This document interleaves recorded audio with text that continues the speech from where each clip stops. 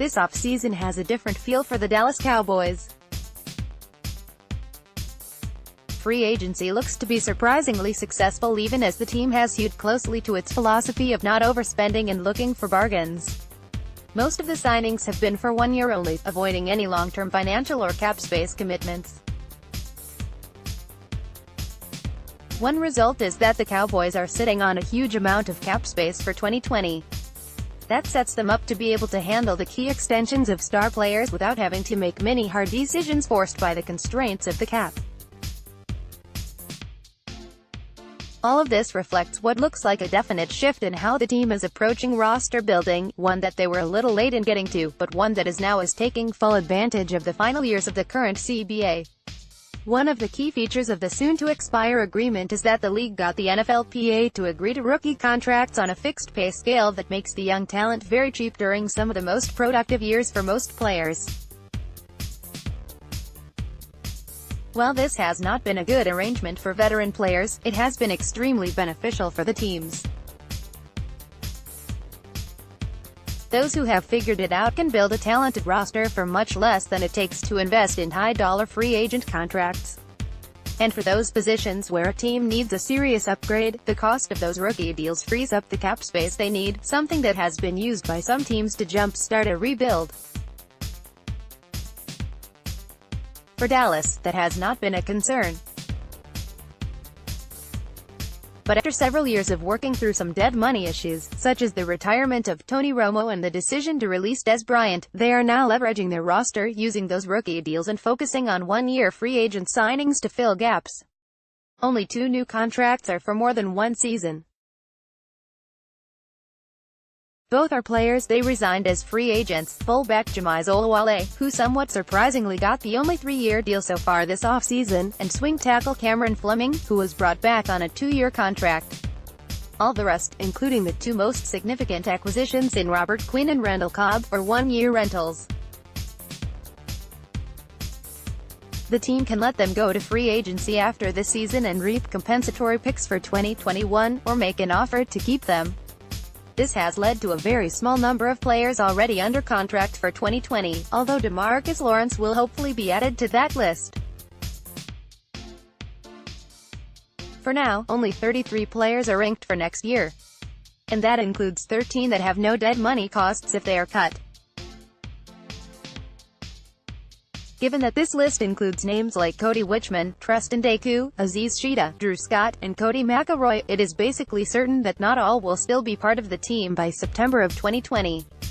That means the Cowboys will load up again with new faces, both through the draft and free agency, while still extending core players like Lawrence, Dak Prescott, Amari Cooper, Ezekiel Elliott, and Byron Jones.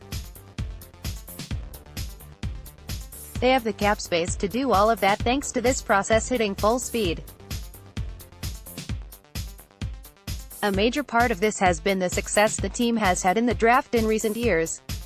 While they have had their whiffs and yet to work out selections like Charles Tapper and Taco Charlton, most of their picks over the past several years have been good to excellent value for their draft position, with some like Jalen Smith, Xavier Woods, and Leighton Vander Esch absolute home runs. There is a lot of very young, very good talent on the team now, with all the attendant advantages.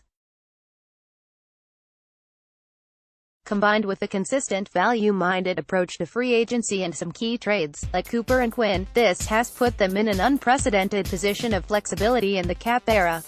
Things are a little more challenging with their first-round pick this year traded away for Cooper, but their not-so-secret weapon, Will McClay, inspires confidence they will get some good bang for the buck with what they have left.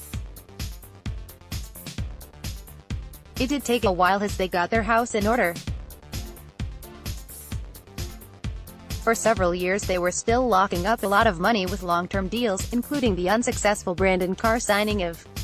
They could still hit stumbling blocks with the potential dead money on some deals, particularly for offensive linemen Zach Martin, Travis Frederick, and Tyron Smith. But having an estimated $116 million in space for next year allows them to weather even the most dire situation. With the possible exception of Prescott, the team also seems very unlikely to make truly long-term deals anymore, such as the 10-year contract they signed Tyron Smith to, or the 8 years they gave Frederick. Martin was the most recent big extension, and he got 7. Negotiations with Lawrence involve whether it will be for 5 or 6 years,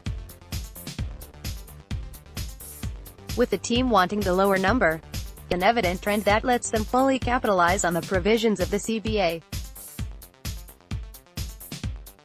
The new paradigm is to have a smaller number of core players on longer-term, big-money deals, with more of the roster just passing through than in the past. They haven't abandoned the idea of paying their own, just put some limits on how many are in that group. That could all change when the next CBA gets hammered out, in what is shaping up to be a contentious process.